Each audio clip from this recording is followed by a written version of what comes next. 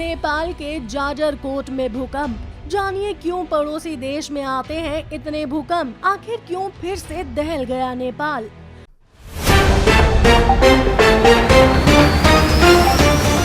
अक्टूबर के बाद फिर से शुक्रवार रात 3 नवंबर को नेपाल में 6.4 तीव्रता का भूकंप आया, जिसमें कम से कम 145 लोगों की मौत हो गई। इस भूकंप से सबसे ज्यादा नुकसान कर्णाली प्रांत के जाजरकोट और रुकुम पश्चिम में हुआ। इसके अलावा 140 से अधिक लोग घायल भी हुए। इस भूकंप में जाजरकोट के नलगढ़ नगर पालिका की डिप्टी मेयर सरिता सिंह की मौत हो गई। इस दुर्घटना के बाद प्रांतीय सरकारों ने भूकंप प्रभावित लोगों के लिए राहत पैकेज की घोषणा की।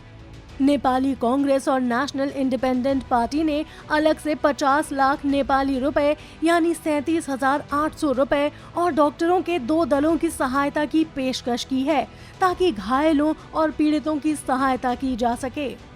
इसके अलावा नेपाल के उप प्रधानमंत्री और गृह मंत्री नारायण काजी बेस्ट ने मीडिया को बताया कि चीन और भारत ने राहत और बचाव में सहायता की पेशकश की है और जल्द ही दोनों देशों से राहत मिलनी शुरू हो जाएगी। इस दुर्घटना के बाद नेपाल सरकार ने घायलों के बचाव और उपचार पर ध्यान दिया। गृह मंत्रालय के प्रवक्ता नारायण प्रसाद भट्टराय ने बताया कि घायलों का बचाव और उपचार पहली प्राथमिकता है। इसके लिए प्रभावित इलाके में राहत कार्य जोरों शोरों से शुरू कर दिया गया है। सैकड़ों पीड़ितों को अस्पताल और राहत शिविरों में शरण दे दी गई है। बाकी फंसे हुए लोगों की खोज की जा रही है। इस भूकंप के बाद राष्ट्रीय सिस्मोलॉजी केंद्र के निर्देशक डॉक्टर ओपी मिश्रा ने कहा कि हिमालय क्षेत्र में घटना की गंभीरता के लिए समय और क्षेत्र में इमारतों की संरचना 2 महत्वपूर्ण कारक थे। इसके आगे एनसीएस के निर्देशक ने ये भी कहा कि ये भूकंप नहीं होता जो लोगों को मारता है। 9 नवंबर 2022 2022 9 नवंबर 2022 there was the one earthquake.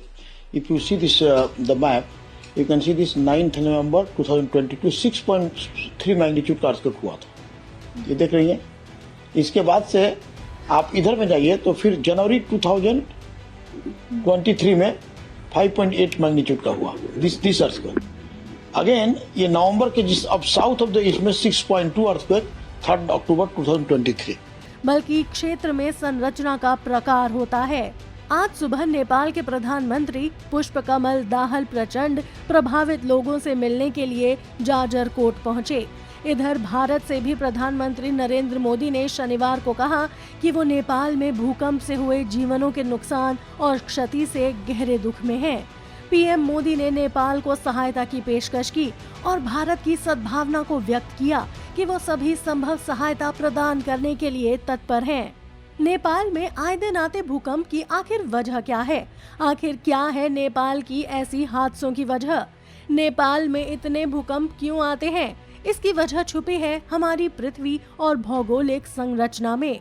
हमारी धरती की सतह को टेक्टोनिक प्लेट्स कहा जाता है और ये प्लेट्स धीरे धीरे हिलती रहती हैं और इसी क्रम में ये प्लेट्स एक दूसरे के साथ टकराती हैं और एक दूसरे के नीचे स्लाइड होती हैं या एक दूसरे से दूर हो जाती हैं। जब ये प्लेट्स एक दूसरे से टकराती हैं या एक दूसरे के नीचे स्लाइड होती हैं, तो इससे भूकंप के झटके उत्पन्न होते हैं। आपको बता दें कि नेपाल इंडो ऑस्ट्रेलियन और यूरेशियन प्लेट के बीच में स्थित है और ये सबको पता है कि इंडो ऑस्ट्रेलियन प्लेट्स धीरे धीरे उत्तर की ओर बढ़ रही हैं, जबकि यूरेशियन प्लेट स्थिर हैं। जब इन दोनों प्लेटों की टक्कर होती है तो इससे नेपाल में भूकंप के झटके उत्पन्न होते हैं। ये दोनों प्लेटें हर साल लगभग 5 सेंटीमीटर की दर से एक दूसरे के ऊपर और नीचे धकेले जा रही हैं। हालांकि ये ज्यादा नहीं लगता है, लेकिन जब ये बल एकत्रित हो जाता है तो इनका नतीजा भूकंप होता है, जो काफी विनाशकारी होता है और भयानक तबाही लेके आता है। इसके अलावा नेपाल में भूकंप की आशंका इसलिए भी बढ़ जाती है क्योंकि यहाँ की भूमि पहाड़ी है, जिसके कारण भूकंप के झटके और भी अधिक महसूस होते हैं।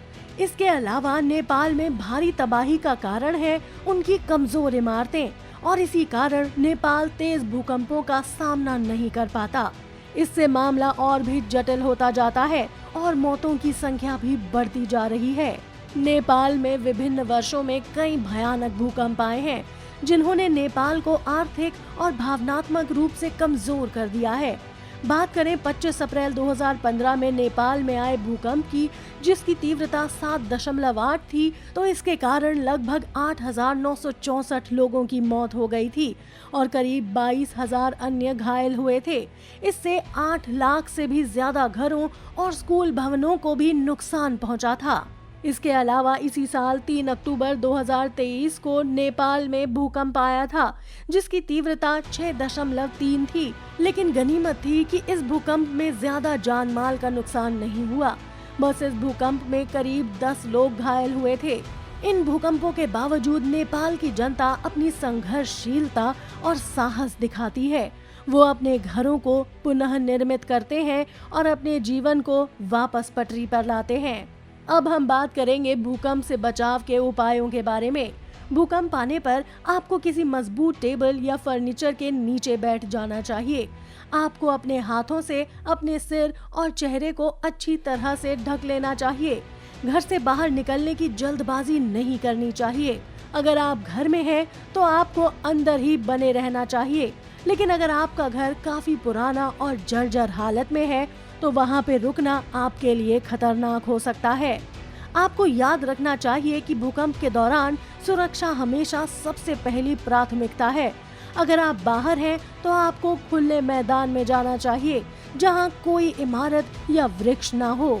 भूकंप के बाद आपको अपने आप को और अपने परिवार को सुरक्षित रखने के लिए जरूरी उपकरणों और सामग्री की आपूर्ति करने की योजना बनानी चाहिए। ये खाद्य सामग्री, पानी, दवाइयाँ, बैटरी चार्ज किए गए फोन और अन्य आपातकालीन सामग्री शामिल कर सकते हैं। आपको याद रखना चाहिए कि भूकंप के बाद के 72 घंटे सबसे महत्वपूर्ण होते हैं। इस समय में आपको अपने आप को सुरक्षित रखने और मदद पहुंचाने के लिए सबसे अधिक संभावनाएं होती हैं।